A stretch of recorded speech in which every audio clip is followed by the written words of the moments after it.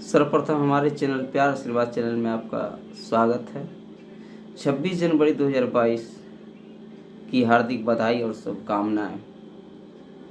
भारत के लिए गणतंत्र दिवस केवल एक पर्व ही नहीं बल्कि गौरव और सम्मान है। यह दिवस हर भारतीय का अभिमान है। अनगिनत लोगों की कुर्बानी के बाद भारत माँ को 15 अगस्त 1947 को आज़ादी मिली थी, लेकिन उसे स्वतंत्रता का आकार 26 जनवरी 1950 को मिला, क्योंकि इसी दिन हमारा संविधान लागू हुआ था।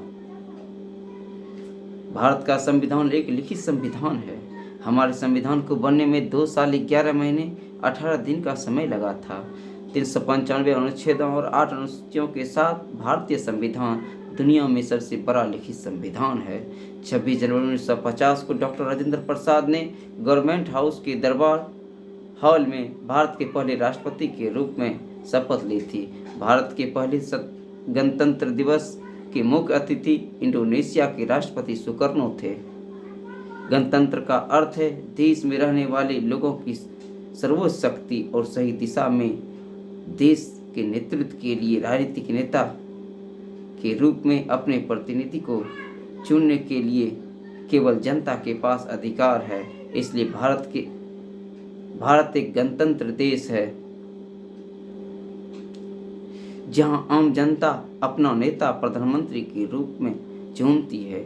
भारत में पूर्ण स्वराज के लिए हमारे महान भारतीय स्वतंत्रता सेनानियों ने बहुत संघर्ष किया। उन्होंने अपने प्राणों की आहुति दी, जिससे कि हमारी आने वाली पीढ़ी को कोई संघर्ष न करना पड़े और हम देश को आगे ले जा सकें। हमारे देश के महान नेता और स्वतंत्रता सेनानी महात्मा गांधी, भगत सिंह, चंद्रशेखर आज़ाद, लाला लाजपत राय, सरदार वल्लभ भाई पटेल, लाल बहादुर शास्त्री आदि हैं। भारत को एक आज़ाद देश बनाने के लिए इन लोगों ने अंग्रेजों के खिलाफ लगातार लड़ाई लड़ी। अपने देश के लिए हम इनके समर्पण को कभी भूल नहीं सकते हैं। हमें ऐसे महान अवसरों पर इन्हें याद करते हुए सलामी देनी चाहिए। केवल इन लोगों की वजह से ये मुमकिन हुआ है। हम अपने दिमाग में सोच सकते हैं और बिना किसी दबाव के अपने राष्ट्र में मुक्त होकर के रह सकते हैं।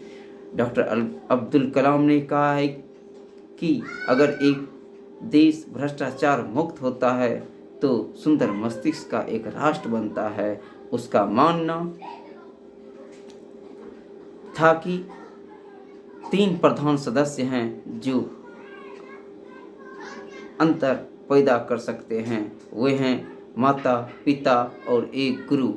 भारत के एक नागरिक के रूप में हमें इसके बारे में गंभीरता से सोचना चाहिए और अपने देश को आगे बढ़ाने के लिए सभी मुमकिन प्रयास करना चाहिए। हमें जिम्मेदारी लेनी चाहिए तथा सामाजिक मुद्दों जैसे गरीबी, बेरोजगारी, अशिक्षा, ग्लोबल वार्मिंग, असमानता आदि से अवगत रहना चाहिए और अपने स्तर पर योगदान देना चाहिए।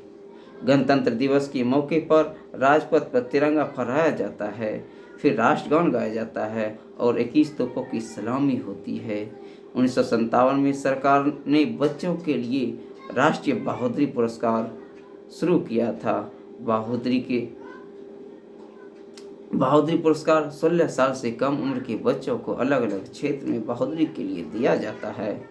गणतंत्र दिवस के मौके पर अशोक चक्र और कीर्ति चक्र जैसे महत्वपूर्ण सम्मान दिए जाते हैं। इसके बाद हमारी सेना अपना शक्ति प्रदर्शन और परेड मार्च करती है।